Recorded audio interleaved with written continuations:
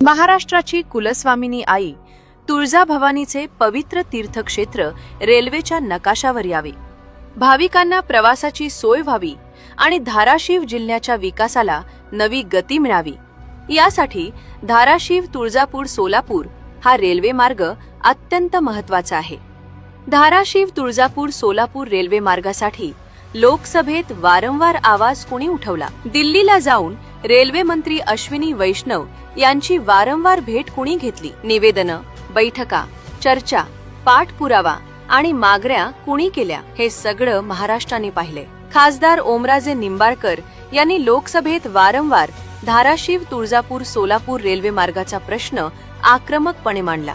सोलापूर तुळजापूर धाराशिव या रेल्वे मार्गाची घोषणा साधारणतः 2014 मध्ये त्या ठिकाणी करण्यात आली।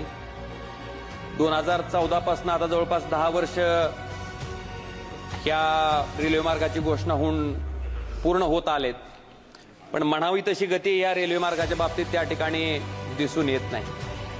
महाराष्ट्रातील 3.5 शक्तिपीठापैकी एक असलेलं आई तुळजाभवानीचं क्षेत्र ह्या रेल्वे मार्गामुळे त्या ठिकाणी जोडलं जाणार आहे। धाराशिव लोकसभा मतदारसंघातील आई तुळजाभवानीच्या पदस्पर्शानं पावन झालेलं तुळजापूर जे हे तीर्थक्षेत्र आहे ते रेल्वेनं जोडण्याच्या संदर्भात या देशाचे पंतप्रधान नरेंद्र मोदींनी 2014ला लोकसभेच्या निवडणुकीच्या पूर्वी त्या ठिकाणी घोषणा केली होती। सभापती महोदय, आजपर्यंत धाराशिव पासून तुळजापूर पर्यंतच्या रेल्वे लाईनचं काम त्या ठिकाणी पूर्ण झालंय, पण तुळजापूर पासून सोलापूर पर्यंतच्या रेल्वे लाईनचं काम त्या ठिकाणी अजून टेंडरच्याच परिस्थितीत आहे।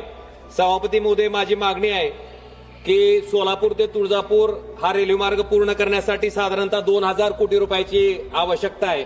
त्याच्यातला केंद्र सरकारचा 1000 कोटी रुपयाचा हिस्सा त्या ठिकाणी केंद्र सरकारनं उचलणं गरजेचं आहे आणि त्याच्यासाठीची तरतूद या अर्थसंकल्पामध्ये रेल्वे मंत्री महोदयांनी करावी, जेणेकरून धाराशिव तुळजापूर सोलापूर हा रेल्वे मार्ग त्या ठिकाणी पूर्ण होईल आणि आई तुळजाभवानीचं तीर्थक्षेत्र हे त्या ठिकाणी रेल्वे मार्गानं जोडलं जाईल। धाराशिव तुळजापूर सोलापूर हा जो नवीन रेल्वे मार्ग आपण त्या ठिकाणी करतोय, याच्यामध्ये सुरुवातीला जेव्हा या मार्गाची घोषणा झाली त्यावेळेस थेट खरेदीच्या माध्यमातून हा प्रकल्प त्या ठिकाणी होणार होता, पण दुर्दैवानं 2022ला काय बदल झाला माहित नाही, पण सक्तीच्या भूसंपादनानं हा प्रकल्प त्या ठिकाणी केला जातोय।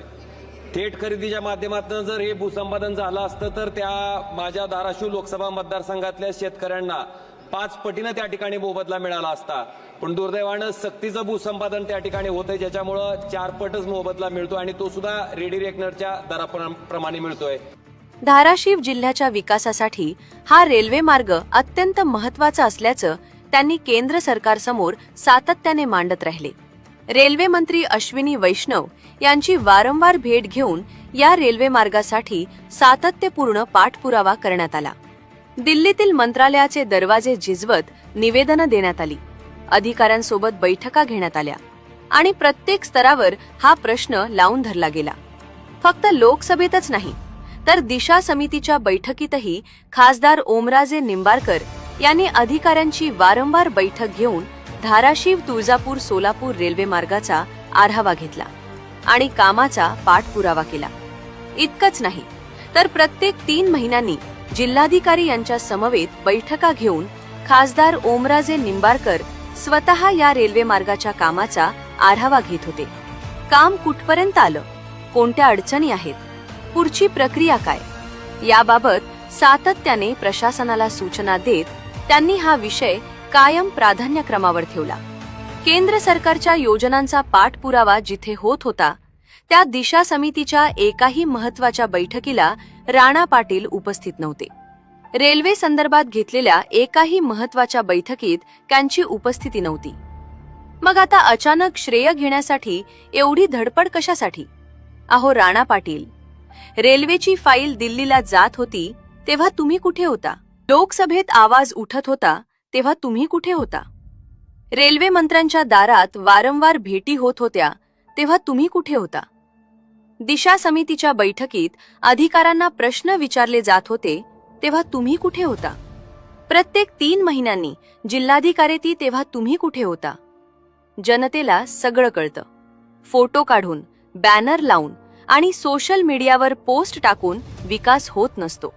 त्यासाठी लागते मेहनत, अभ्यास, सातत्यपूर्ण पाठपुरावा आणि जनतेसाठी लढण्याची हिंमत.